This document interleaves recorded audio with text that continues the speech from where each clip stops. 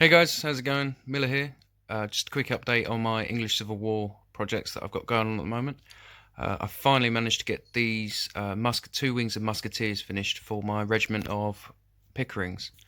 If anybody had seen the video before of my army showcase, there was two regiments that I had that hadn't had their wings finished, or the wings of muskets finished. One being the Earl of Manchester's large regiment, which I used the two wings of First Corps musketeers that I did just before Christmas, and then I'd also picked up at the same time two packs or two wings of musketeers from the Perrys. So these two wings that you see on the left and the right of the Pike block are the figures from Perrys, which I finally managed to get done. It's taken me a long time over Christmas to get them done, as we all know, over Christmas it gets a bit busy trying to get things done. And obviously I've had a load of other projects that I've started doing since then, so it's finally good to get these finished. Labour of love really, because these were really nice to paint, such detailed figures compared to the First Corps figures that I did before. Just small little things like the apostles on the bandoliers. I don't know if you can see that because of the light. Lift it up. The apostles on the bandoliers were really small in comparison to the bandoliers on the First Corps figures. They're a lot bigger than First Corps, and big old hand in the way, and they're a bit more cartoony. But I do like the First Corps. I do find them easier to paint because they're not so small and fiddly. But yeah, it's good to get these finally finished. Really nice figures. Recommend getting them if you're interested in expanding any of your regiments. For instance, the fact that the like I said, the two wings are from Perry's, and the Pike blocks are all from Warlord. So if you hadn't known or weren't told, you wouldn't know the difference from the size. They come out really nice. Really good comparisons. In fact, actually, I think the drummer in amongst that is bicorne. So even he snuck in. You wouldn't know if I hadn't said. As I said before, the flag is from Flags of War. I really like their flags. The only problem I've had, and I think it's all my fault, is where I've kept my figures in the shed, the colours have washed out. So it was a lot darker, that blue, originally. And the only thing I can suggest is if you do have any flags, let alone where they're from, just try and keep them in a dry and warm area. As where I've left them in the shed, the moisture's got to them and they've just washed out, which I'm really sad. And in fact, actually, another thing is obviously don't put them in sunlight. I've had a Napoleonic regiment I've done before and left the flag, or left it in the window, and come back a couple of months later and the flags were, I think they were yellow originally, and then they were just cream when I came back to it. So definitely keep them out of sunlight and keep them in a warm, dry area. Any flags, that is. Got another couple of little bits I want to show you in the video as well, so bear with me and I'll just swap things around and show you the next thing. Okay guys, so here we are. This is my new large regiment of cavalry, or what will be my Ironsides for my Eastern Association. These will be Cromwell's own regiment of horse. He was meant to have a double regiment of horse. Most regiments of horse, regiments of horse would have been about 6 troops of horse. He had one, I think it was 12, and nearly went up to 14 at one point.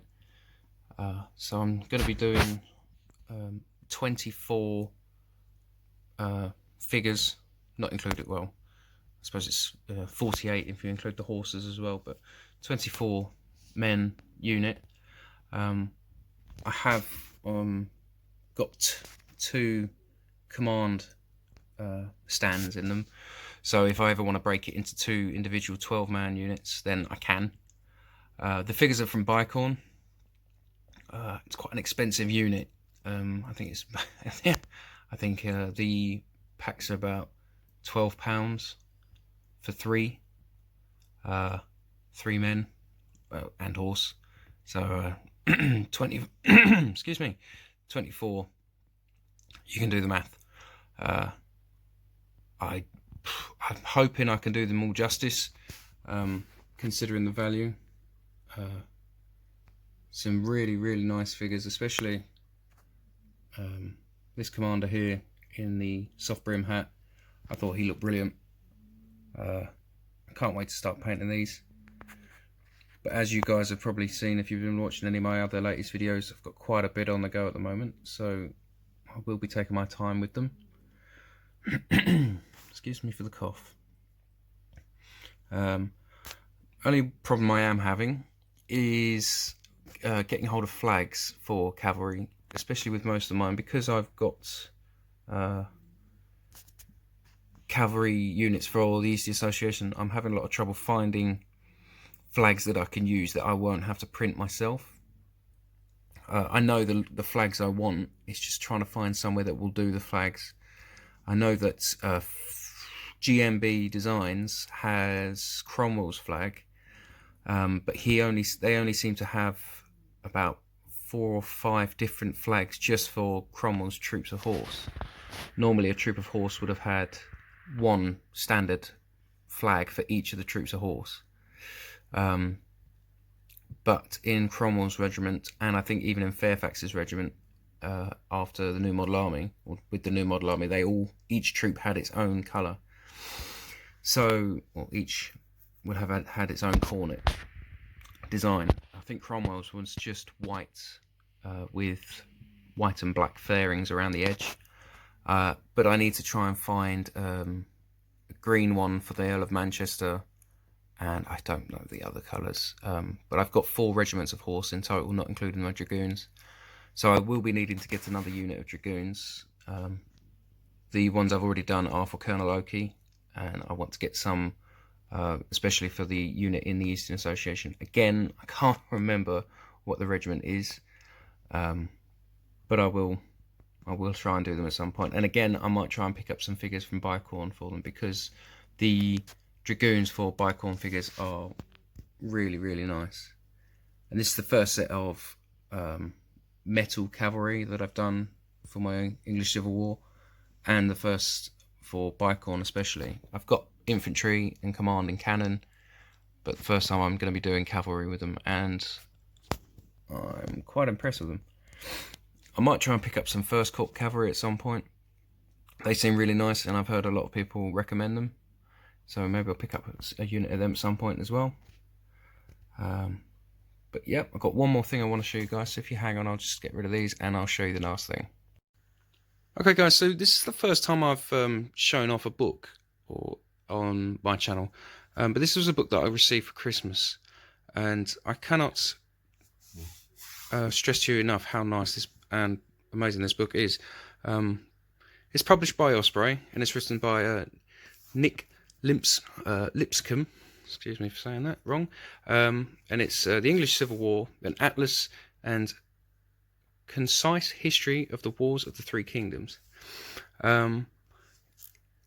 Essentially, it is just step by step on everything from just prior to the Bishop's War all the way up to the final battle at Worcester at the end of the Wars of the Three Kingdoms, which was essentially the English Civil War. And it literally, from the beginning of the book, it is dates and key dates of anything that would have happened during the war, or through all of the wars, literally anything of any interest.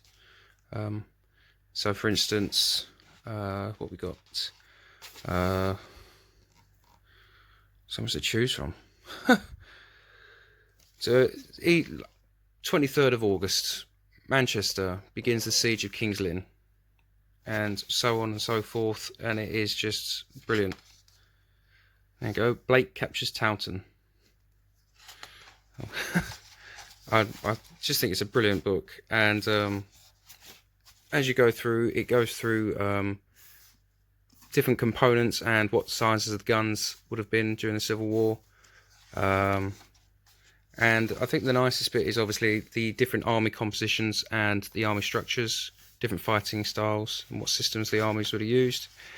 And then you just come onto these fantastic maps. And obviously this map will show all of the key battles and sieges over the years, over the years of the wars. And it is just brilliant. I cannot stress to you guys enough how amazing this is. So obviously, not only that, but it also shows the campaigns. So obviously this one's on the Bishop's Wars, and it shows, obviously, this tells you what happens, and then the maps themselves show their movement and the key positions, and pretty much lays it out in black and white exactly what happens. I mean, if I move on to where I was up to reading at the moment, it even shows the maps of the battles, and it shows you people's positions in the battles, so which regiments were where, and then how they moved, and in some cases we'll even show you how many men were in the units. I mean, obviously this is step by step of the Battle of Edge Hill. And yeah, it just goes on through all the different battles of the wars, and obviously shows the control of the portions of the war. So when's this? This is 1643. Obviously parliamentarians are starting to lose the north to the royalists. And obviously, as you move on to about if you start end of 1644, is when you have Battle of Marston Moor, which then obviously secures the north for the parliamentarians again. Just a brilliant book. There you go, Battle of Nantwich, Newark. I think I might have passed Marston Moor in here somewhere just then. Where have I gone? But yeah, so if anyone's interested in the English Civil War and they want to know a little bit more about the battles and the army compositions and things that happen, I mean, blimey, look at that campaign. All over the place. But it's brilliant. I mean, it's even got some of the smaller sieges, like one's local to me. I'm not too sure where it is right now. I found it before. Oh, actually, at the back here somewhere it shows on some of these, it will show what regiments were involved in which battles, and on some of them, not all of them, but it will show how many men were at the battles on some of them. Obviously it's hard to get that information on a lot of the battles, so it's not on all of them, but on a lot of them it is. But yeah, fantastic book, well worth getting hold of if anyone's interested. But yeah, fantastic present. So that's it for now, guys, on the English Civil War stuff that I've got going on at the moment. Yeah, so bye for now.